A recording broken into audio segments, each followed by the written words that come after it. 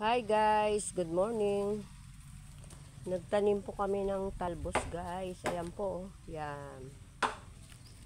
Nagtanim po kami ng talbos para meron po kaming gulayin.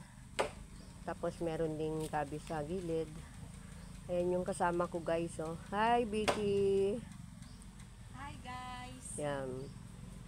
Ikaw tayo mali talbos pala Yan. Yan po, oh. Yan.